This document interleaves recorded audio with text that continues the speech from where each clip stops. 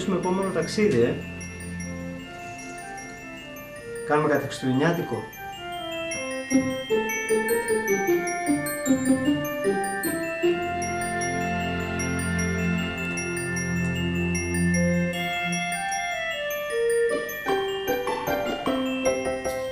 Μανώ, βρήκα προσφορά για Βουδαπέστη. Δεν χρειάζεται καν να έρθω να το δω, κλείστο.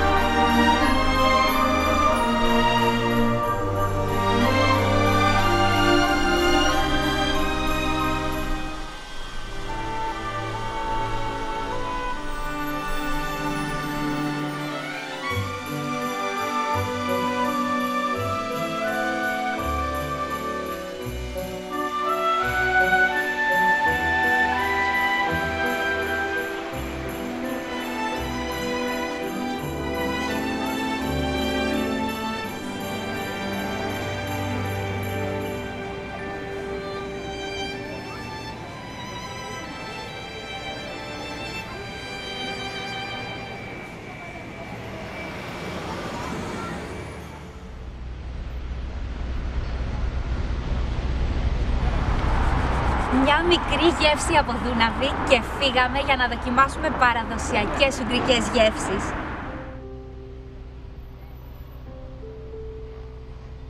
Εντυπωσιακές γέφυρες, ρομαντική ατμόσφαιρα, επιβλητικά κτίρια. Τι άλλο θέλει κανείς για να χαρακτηρίσει μια πόλη παραμυθένια? Η Βουδαπέστη έχει όλα αυτά και ακόμη περισσότερα.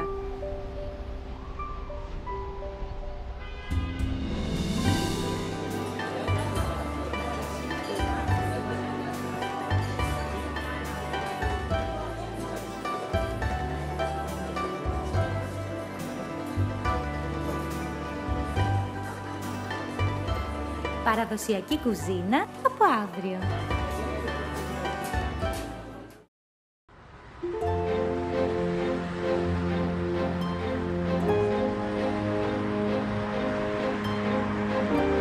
Η Βουδαπέστη αποτελεί ένα υπέροχο μοσαϊκό αρχιτεκτονικών επιρροών, όπου το παλιό με το καινούριο συμβιώνουν αρμονικά.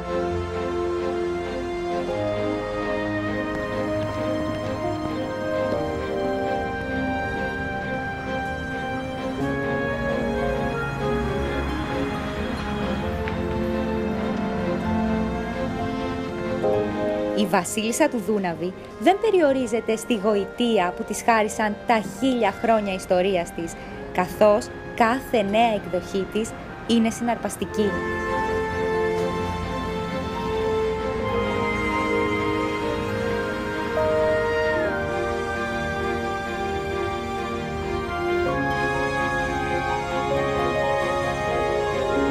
Πρώτο πρωινό στη Βουδαπέστη και ξεκινάμε από τα βασικά. Η Βουλή χτίστηκε το 1902 και το σχέδιό της είναι αναγεννησιακό και νεογοτθικό. Οι Μαγιάροι βασιλείς, οι Τούρκοι κατακτητές, οι Αψβούργοι αυτοκράτορες αλλά και ο Σοβιετικός στρατός μας προκαλούν να ανακαλύψουμε τα ίχνη τους.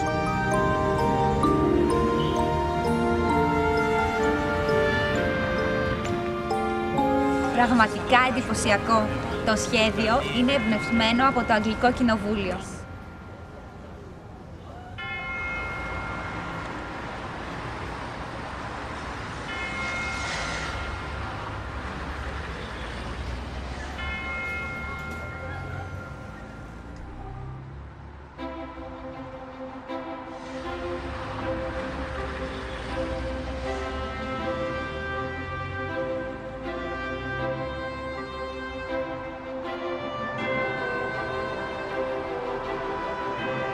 Το να διασχίζεις το Δούναβι καθώς σουρουπώνει αποτελεί από μόνο του μια πολύ ξεχωριστή εμπειρία για κάθε ταξιδιώτη.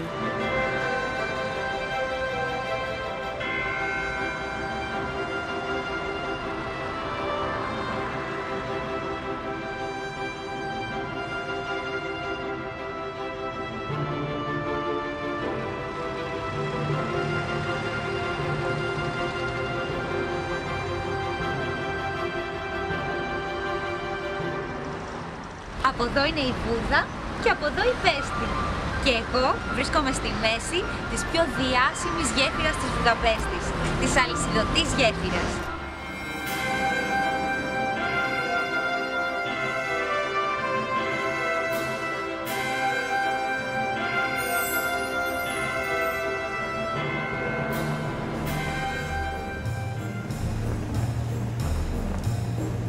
Ποιο Χριστούγεννα γίνεται!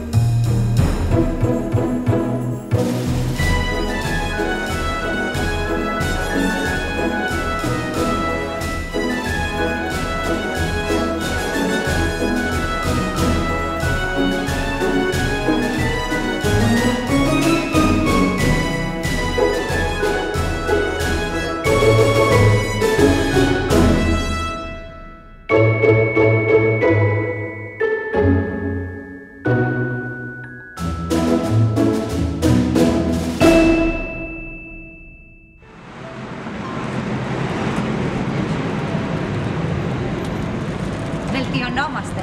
Παραδοσιακή ουγγρική πίτσα με σπανάκι και αυγό.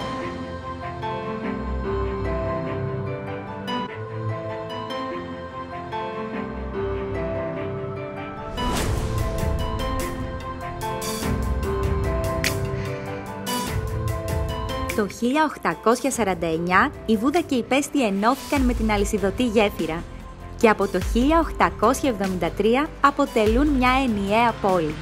Ωστόσο, μέχρι σήμερα διατηρούν τον ιδιαίτερο χαρακτήρα τους. Η Πολύβου η Πέστη είναι το εμπορικό κέντρο της πόλης, ενώ η πιο παραδοσιακή Βούδα, που είναι χτισμένη πάνω σε λόφους, έχει πολλά μνημεία και υπέροχη θέα.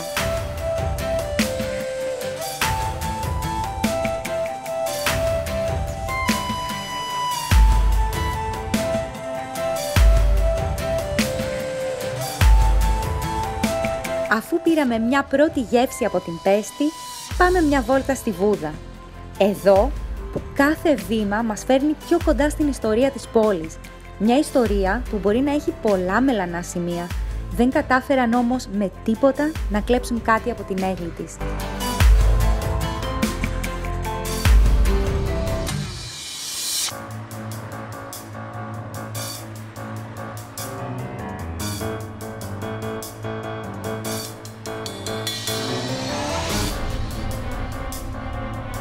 Εφτά γέφυρες διασχίζουν το Δούναβι, κάποιες από τις οποίες καταστράφηκαν κατά το Δεύτερο Παγκόσμιο Πόλεμο και ξαναχτίστηκαν από την αρχή. Σήμερα οι γέφυρες θεωρούνται από τα βασικά αξιοθέατα της πόλης.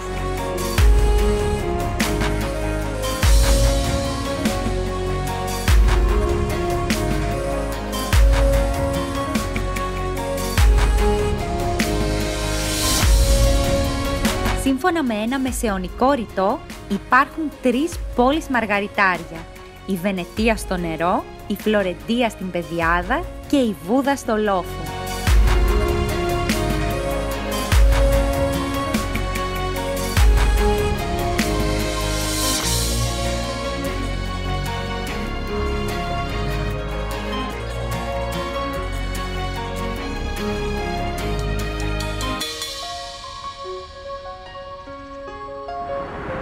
βρισκόμαστε στο πιο ψηλό σημείο της πόλης. Από εδώ η θέα στο Δούναβι είναι πραγματικά μοναδική.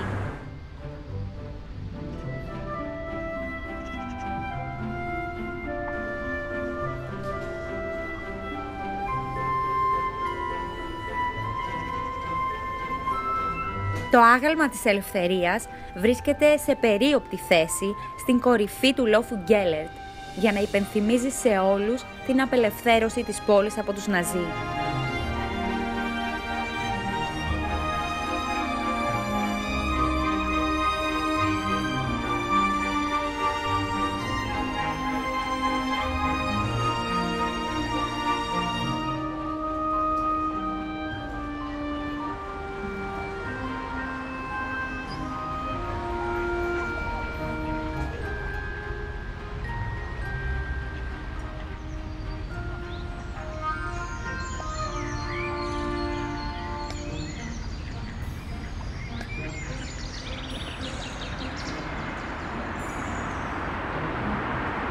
Είναι εντυπωσιακό ότι αγάλματα και αξιοθέατα μας αποκαλύπτονται σχεδόν σε κάθε στροφή.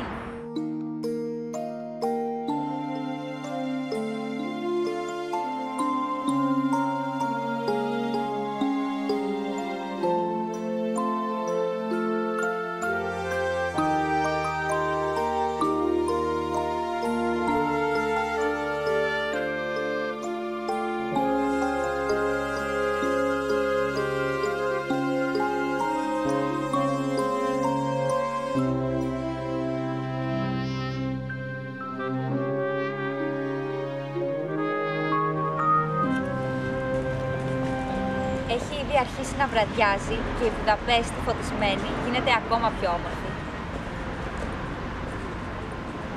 Η ώρα βέβαια είναι 4 και 4, αλλά εκεί θα τα χαλάσουμε. Στην εκκλησία του Αγίου Ματθαίου στέφονταν οι Ούγγροι βασιλείς και είναι η πιο γνωστή καθολική εκκλησία της Βουδαπέστης.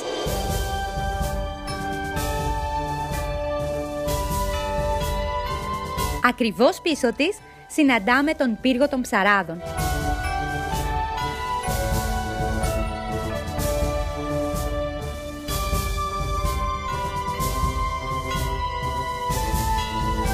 Οι 1001 νύχτες αναβιώνουν εδώ, σε αυτό το υπέροχο σκηνικό, με τους μικρούς πυργίσκους που σε μεταφέρουν κατευθείαν στην Ανατολή.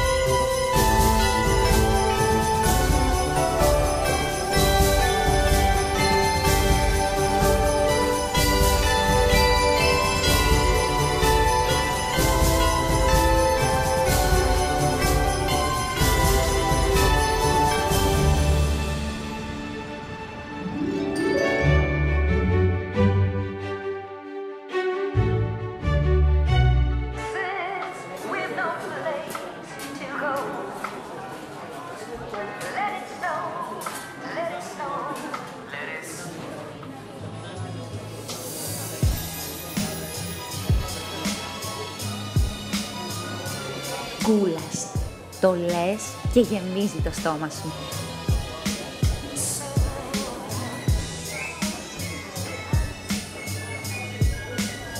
Πεντανόστιμο και ό,τι πρέπει για το κρύο.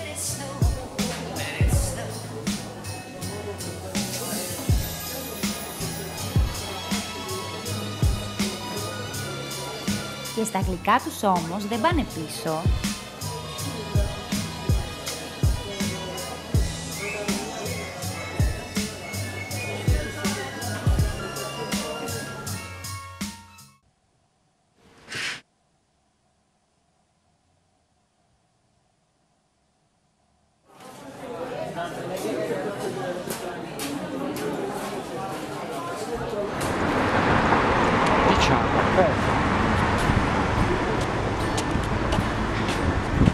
Μέσα σε μόλις 2 μέρες έχουμε περπατήσει περισσότερα από 10 χιλιόμετρα. Δεν δέχομαι κουβέντα πια. Ώρα για χαλάρωση.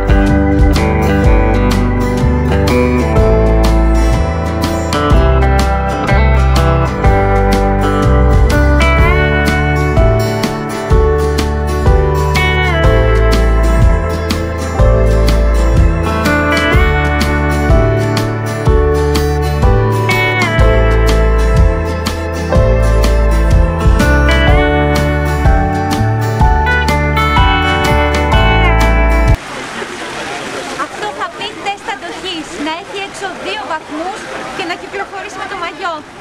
Πάω γρήγορα να μπω στους 40 πριν έρθει κανένα στενοφόρο.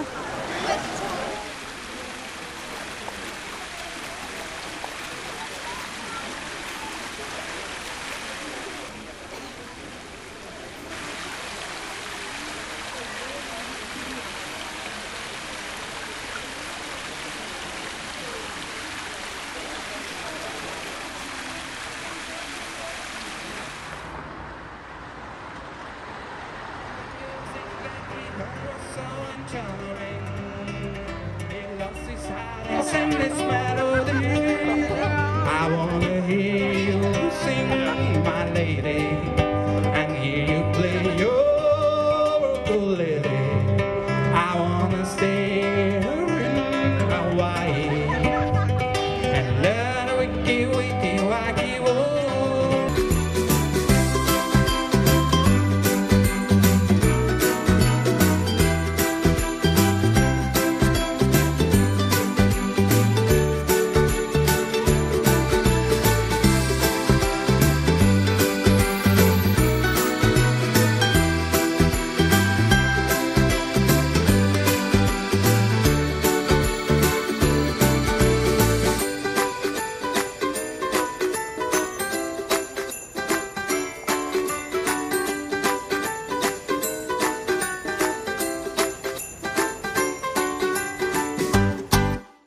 Θέλετε κι άλλο Travel Diary? Αν ναι, ακολουθήστε μας στα social media και μην ξεχάσετε να εγγραφείτε στο κανάλι μας στο YouTube. Θα βλέπετε πρώτοι τα νέα ταξιδιωτικά μας βίντεο και τις εκπομπές μας.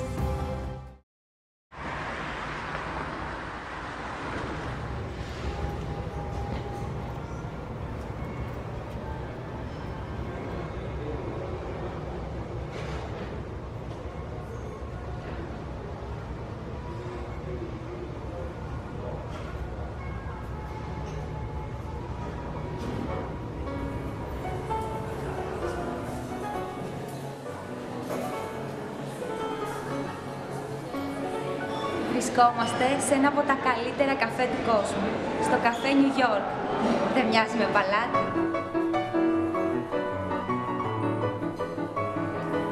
Το πιο διάσημο και ιστορικό καφέ της Βουδαπέστης υποδέχτηκε για πρώτη φορά το κοινό το 1894 και χαρακτηρίστηκε ως ένα από τα ομορφότερα καφέ στον κόσμο.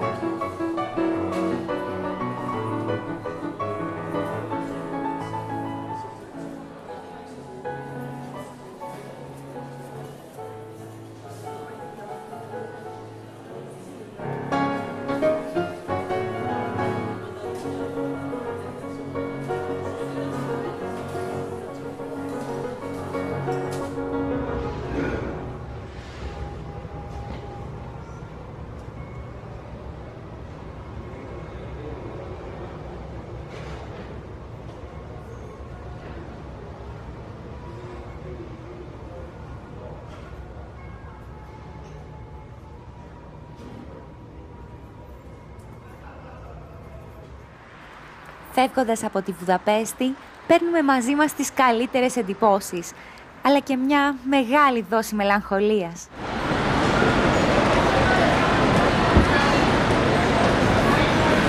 Πώς ξεπερνάει κανείς τη μελαγχολία όταν τελειώνει ένα ταξίδι του? Μα φυσικά σχεδιάζοντας το επόμενο.